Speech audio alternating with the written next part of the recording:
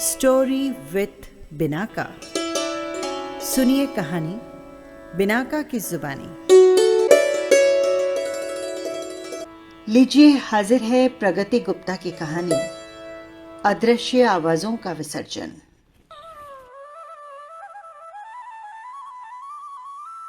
अभी सूर्योदय में कुछ समय बाकी था। वो काफी समय से इधर उधर भटक रही थी। अब वो समुद्र के किनारे सटी हुई चट्टान पर जाकर तनिक विश्राम कर लेना चाहती थी।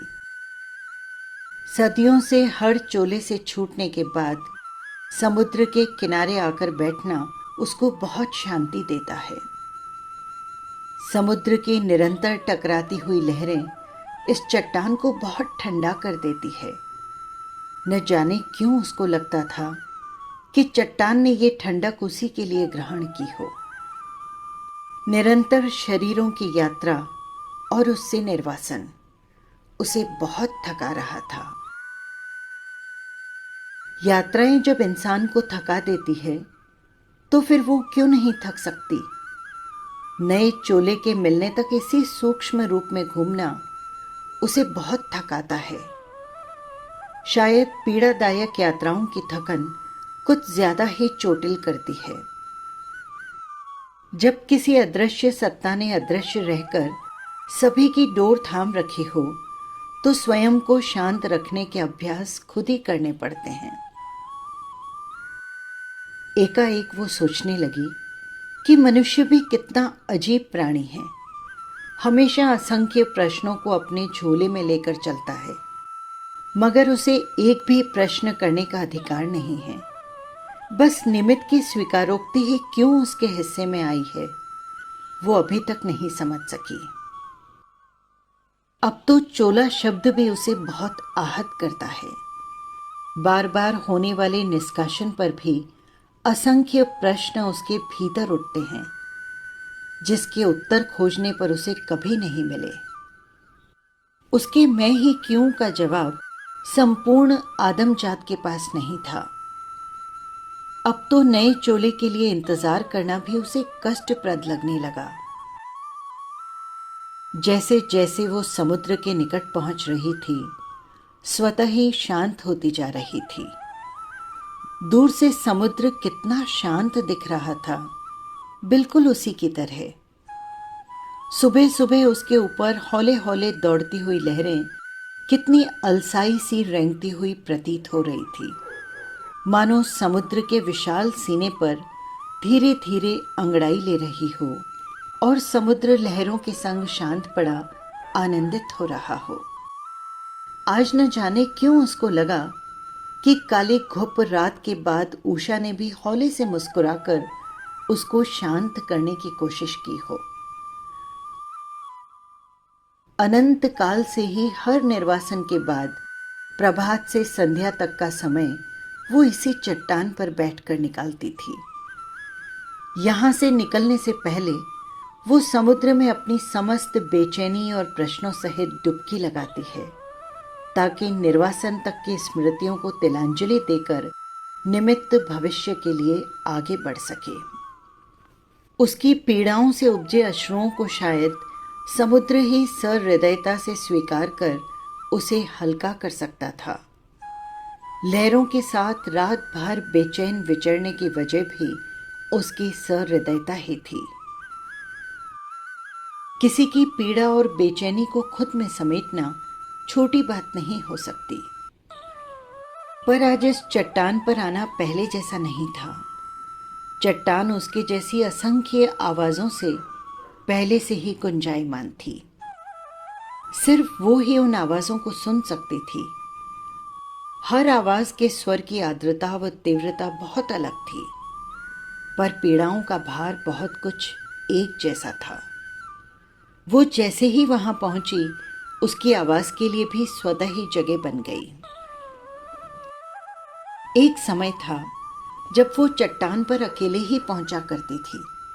समुद्र को साक्षी बनाकर अपनी पीड़ा कहती थी। समुद्र शांत रहकर इस तरह सुनता मानो उसके घावों पर राहत का मरहम लगा रहा हो। अपनी व्यथा कहने सुनने के बाद वो शांत हो जाती। पर आज तो असंख्य सहयात्रिणी उसी चट्टान पर आकर जमा हो गई थी। प्रायः सहयात्री शीघ्र ही मित्रता की ओर बढ़ जाते हैं, क्योंकि उनकी कुछ बातें और पीड़ाएं एक जैसी होती है, जिसको साझा करने से चैन आ जाता है। बतकही उनके बीच माध्यम बनती है, पर यहाँ तो सिर्फ आवाजें ही आवाजें थी। उनके एकत्र होने का उद्देश्य सिर्फ अपनी अपनी पीड़ाएं बोलकर शांत होना था, जिन्हें नाम मिलने से पूर्व ही उनके शरीरों से निर्वासित कर दिया गया था। इसलिए वो सिर्फ पहली, दूसरी, तीसरी, चौथी आवाजें ही हो सकती थी। उसने कुछ भी बोलने से पहले दूसरी आवाजों को सुनना चाहा, फिर अंत में अपनी पीड़ा को बयान करने का सोचा। चट्टान के दृश्य को देखकर आज वो काफी चकित और हैरान थी। एक और इतनी फिसलन होने के बाद भी चट्टान ने असंख्य विद्यमान आवाजों को अपनी गोद में समेटकर आश्रय दिया हुआ था। दूसरी ओर इनमें से एक भी आवाज को आदमजात सहेज कर नहीं रख सकती थी। एकाएक सभी सहयात्रिणियों ने एक दूसरे को देखा और उनके बीच एक क्षण को गहरा सन्नाटा पसर गया। फिर अशांतता इस सुई पटक सन्नाटे के बीच बहुत देर तक शांत नहीं रह पाई। सौभाग्यवश अपनी सी पीड़ाओं वाली आवाजें एक दूसरे को सुनने सुनाने को एक जगह एकत्रित हुई थी। अचानक पहली आवाज ने पसरी हुई खामोशी को तोड़ते हुए अपनी मूर्खता का उपहास उड़ाते हुए बोलना शुरू किया। मैं निमित्त के आदेश पर उस दिन बहुत खुश थी, क्योंकि मुझे एक वैभव संपन्न परिवार में जन्म लेना था। उस परिवार का इकलौता बेटा अपनी पत्नी के पहली बार गर्भवती होने से बहुत खुश था। उसने अपने माँ बाप को चहकते हुए सूचित किया। संपूर्ण परिवार बेटे की प्रथम संतान के आगमन की सूचना पाकर बेहद उल्लासित था। ऐसा गर्भ पाकर मैं भी मन ही मन बहुत प्रफुल्लित थी। धड़कनों के आते ही अपनी पूर्व यात्राओं के निष्कासन की पीड़ा भूल चुकी थी। बहू के मां बनने की खुशी में उसको सभी सुविधाएं बिस्तर तक पहुंचाई जाने लगी।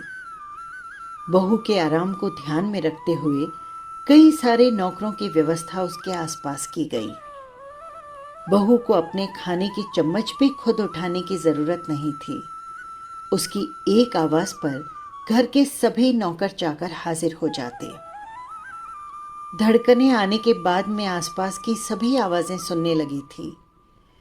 धीरे धीरे घर के बड़ों की खुसर फुसर मुझ तक पहुंचने लगी। मैंने एक दिन सास को श्वसुर से कहते सुना, देखो जी, 16 हफ्ते होने वाले हैं। घर के पंडित और बुआ को बुला लो, ताकि पता चल सके कि पोता है या पोती। पोता ही होना चाहिए। मुझे उसके नन्हे पैरों की आहट के संग दादी दादी की पुकार सुननी है। सास की कही बातों ने मेरी खुशियों पर अचानक पूर्ण विराम लगा दिया, क्योंकि उस दिन मेरा निर्वासन तय हो गया था। न जाने कितनी जड़ी बूटियां उन्होंने छल पूर्वक बहू को खिलाकर उसके शरीर से मुझे निष्कासित किया। उस दिन भयंकर रक्तस्राव के संग मैंने खुद के अध बने चोले को छोड़ा था। मेरा शरीर अध बना था, मगर हृदय धड़क रहा था। पर कुटिल बुद्धि और निष्ठुर मंशाओं पर कब किसका जोर चला था।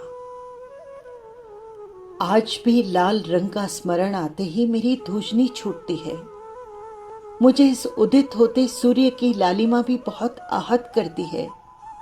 इसीलिए मैं सूर्योदय से पहले ही तुम सबसे विदा लूंगी।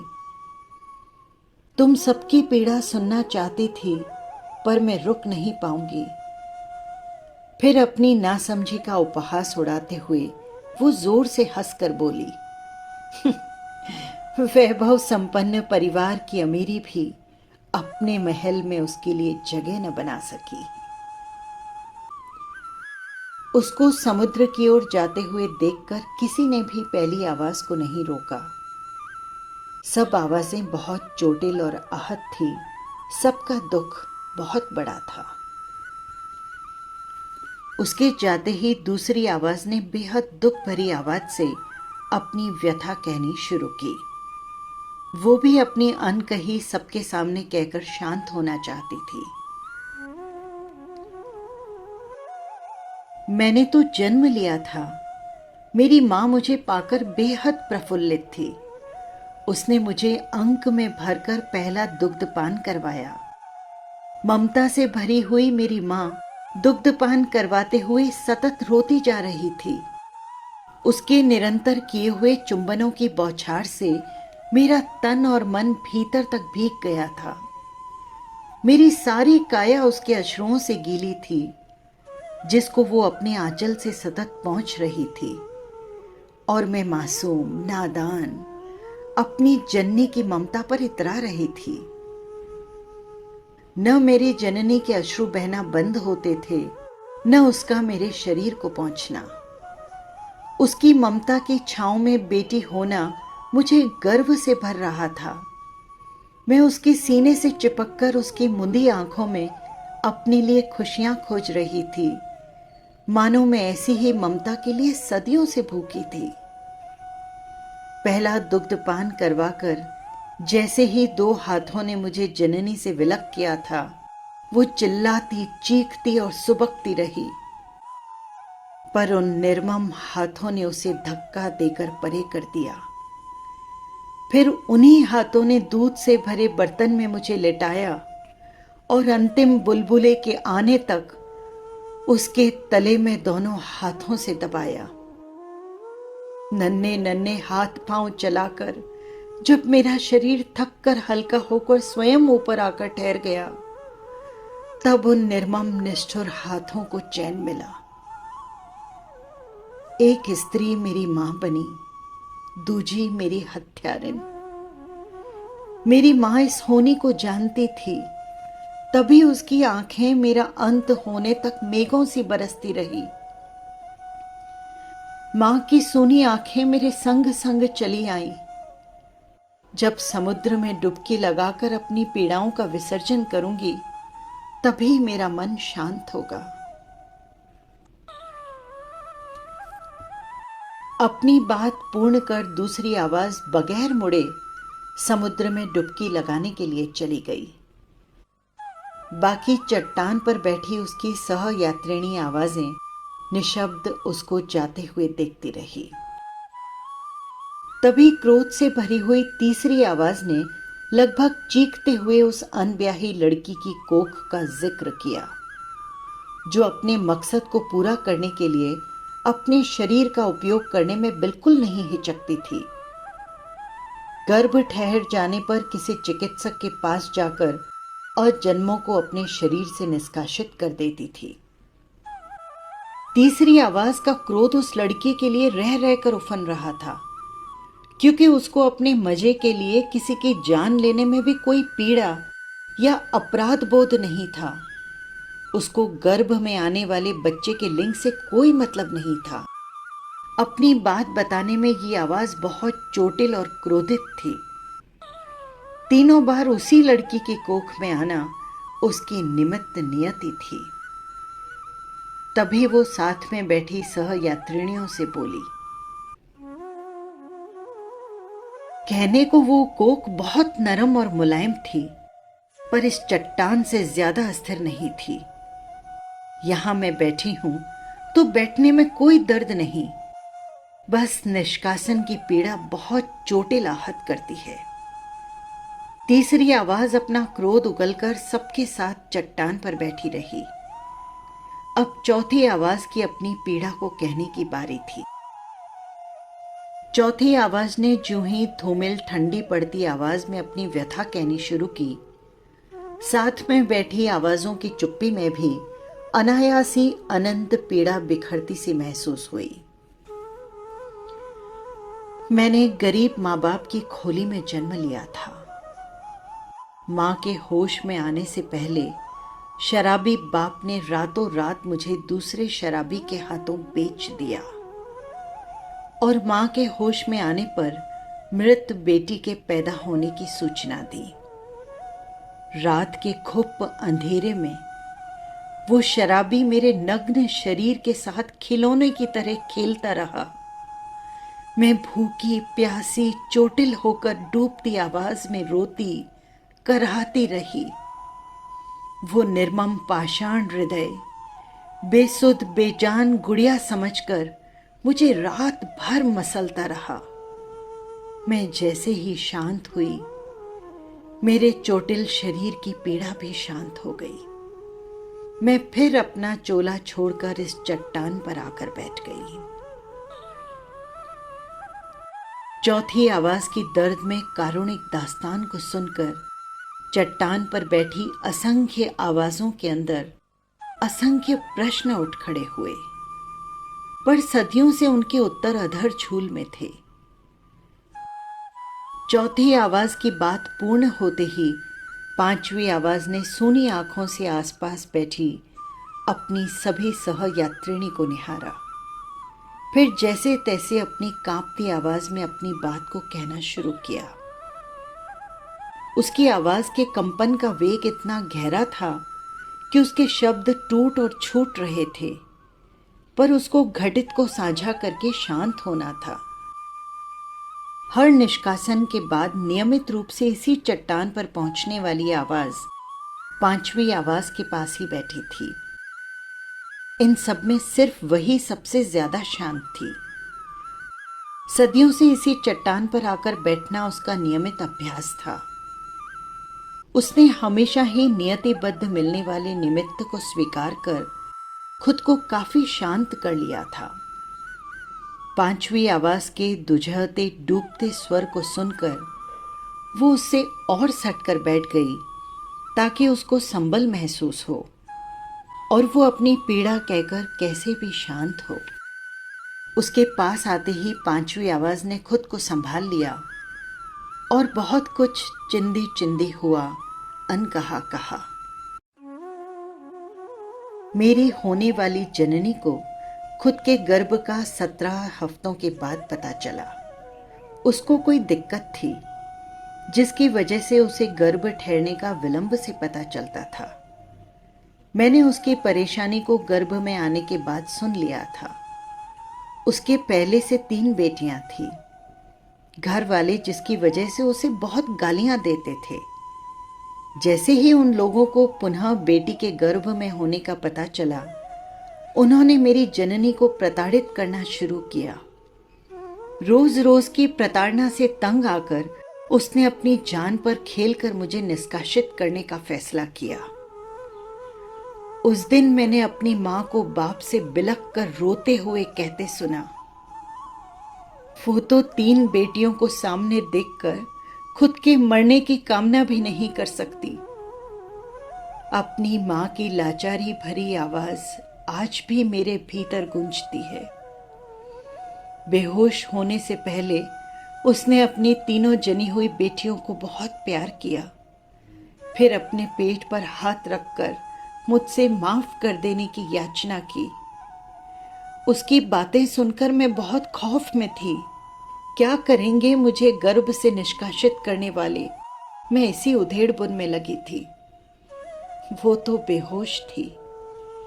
मुझे अपनी मां के गर्भाशय में घुसने वाले नुकीले औजार जैसे अपने आसपास महसूस हुए। मैंने खुद को उस घुप अंधेरे में बहुत सिमटने की कोशिश की, पर मेरी सारी कोशिशें विफल रही। मैं भी छोटी सी जगह में निर्मम हाथों द्वारा डाले गए औजारों से कहां तक बच पाती, जिन्होंने मुझे टुकड़ा टुकड़ा करके निष्कासित करने का ठान रखा था। फिर तरह तरह के औजारों से मुझे छोटा छोटा काटकर शरीर से अलग किया गया। मैं अंदर ही अंदर चीख और कराह रही थी जब तक मेरा दिल और दिमाग नहीं कटा था। मेरे नन्हे नन्हे हाथ और पैर मेरे सामने काटकर अलग कर दिए गए। पर मेरी पीड़ा भरी पुकार को अंधकार भरे गर्भ में कोई सुनने वाला नहीं था। मेरे छोटे से दिल में ज्यों ही आकर एक नुकीला सा औजार लगा, उसके बाद मुझे पता नहीं क्या हुआ। बस इतना सा बोलकर पांचवी आवाज की जोर से दुझानी छूट गई। इसके बाद वो शांत होकर समुद्र की ओर ताकने लगी। तभी सतमासी जन्मी एक और आवाज ने लगभग चीखते हुए कहा,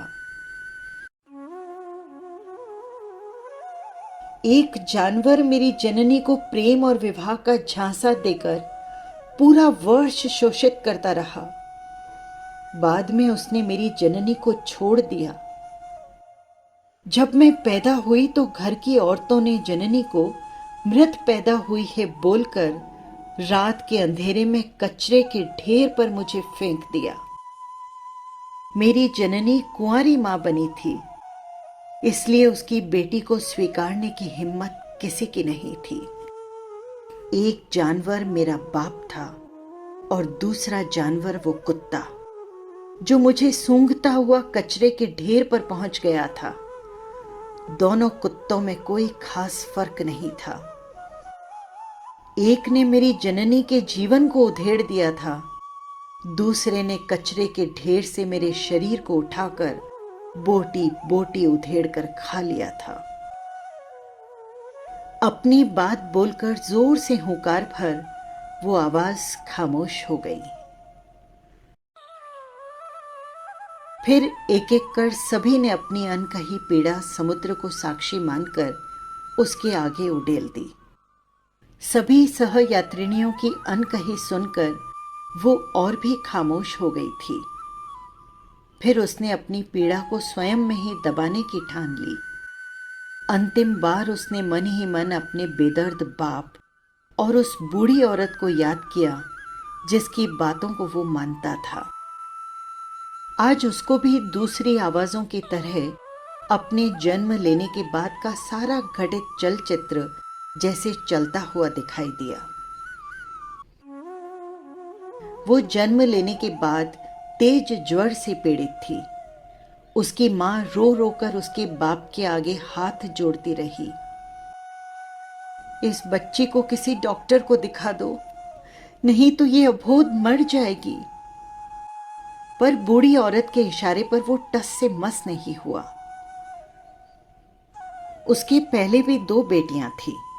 वो बूढ़ी औरत उसके बाप को उसके मरने तक यही बोलती रही, पहले ही 2 जनी हुई है, एक मर भी गई तो कोई फर्क नहीं पड़ेगा। तू सोच के देख ले, कैसे उठाएगा 3-3 लड़कियों का खर्च। उस बूढ़ी औरत ने तो बेटी होने का पता चलते ही कमरे में कदम तक नहीं रखा था। जैसे जैसे उसको तपती देह और मां के कारुणिक रुदन का ख्याल आ रहा था, उसकी आवाज और भी गुम होती जा रही थी। उसकी मां ने शायद कहीं सुन रखा था कि मां का दूध अमृत होता है। मां ने अपनी रुग्ण बेटी के तपते शरीर पर 2 दिन दूध से खूब मालिश की। उसकी मां दूध पिलाने की अथक चेष्टा निरंतर करती रही, जबकि हाल ही में प्रसूता बनने की वजह से वो खुद भी अथाह पीड़ा में थी। मां के पसीना पसीना होते शरीर को राहत देने के लिए उसकी 2 छोटी छोटी बहनें हरदम मां के पास खड़ी रहती। मां जो भी मांगती वो दौड़ कर ले आती थी। 2 दिन तक उसके चढ़ते ज्वर को बाप और बूढ़ी औरत नजरअंदाज करते रहे। फिर ज्यों-ज्यों उसका तपता शरीर ठंडा होना शुरू हुआ, मां का तेज स्वरों में होने वाला विलाप भी उसके शरीर को शांत होने से रोक न सका। मां को विलाप करते देख उसकी छोटी बहनें भी खूब रोई थी, पर अब उस घर से जुड़ी उसकी यात्रा पूर्ण हो चुकी थी। उस दिन गुम हुई उसकी आवाज आज भी गुम थी। चट्टान पर जुटी आवाजों की असंख्य पीड़ाएं सुनकर भी वो निशब्द रही। पहले राज सिंहासन पाने या मृत्यु भय की वजह से लड़कों को मौत के घाट उतारा जाता था, कृष्ण को बचाने के लिए कन्या का विकल्प सोचा गया। फिर सदियों से ही अस्मिता बचाने या छोटी मानसिकताओं के नाम पर लड़कियों की बलि चढ़ती आई थी। न जाने कितने और निमित्त के आगे कुछ ऐसी ही कहानियां भविष्य में पुनः पुनः चलनी थी। वो इस कटु सत्य को बहुत निकट से महसूस कर चुकी थी, तभी तो उसकी चुप्पी भी बहुत कुछ बोलती थी। उसको निशब्द देखकर बाकी सब आवाज़ों ने उसकी अनकही पीड़ा पढ़ ली। लगभग एक सी व्यथा, एक सी यात्रा और लड़की होने की पीड़ा उन सब ने भोगी थी। अब सवेरे से संध्या का समय हो चुका था। एकाएक सभी आवाज़ें एक साथ उठ खड़ी हुई। सभी की आंखों में एक अनकहा रोष था। उनकी अनकही पीड़ाओं की व्यथा आदम जात की सोच में कहीं नहीं थी। अब उनकी भी सहन शक्ति का बांध टूटने लगा था। उन आवाज़ों में असंख्य प्रश्न के साथ अब प्रतिकार लेने की भावना फूटने लगी थी। कहीं वो किसी क्षण में सब संपूर्ण आदम जात को शापित कर बंजर न बना दे। उसके बाद अगर सृष्टि की नव कल्पना विधाता करे, तब लड़का या लड़की का जन्म समभाव की मनोवृत्ति के संग हो। ये सच है कि सामूहिक रोष जब सीमाओं को तोड़ देता है, तब किसी न किसी को अभिशप्त होना ही होता है। फिर सभी आवाजें एक साथ समुद्र के ऊपर पहुंची। उन सभी ने एक साथ समुद्र में डुबकी लगाकर अपनी अपनी पीड़ाओं का विसर्जन किया। भविष्य को समय पर छोड़कर नवीन यात्रा की प्रतीक्षा में समुद्र तट से अलग अलग दिशाओं में प्रस्थान किया। एक साथ इतनी कारुणिक आवाजों को खुद में समाते हुए देखकर अब समुद्र भी अपनी लहरों के संग कारुणिक आर्तनाद करने लगा। समुद्र का लहरों के संग संग एक छोर से दूसरे छोर तक बेचैन घूमने का रहस्य उन आवाजों और समुद्र ने ही महसूस किया था।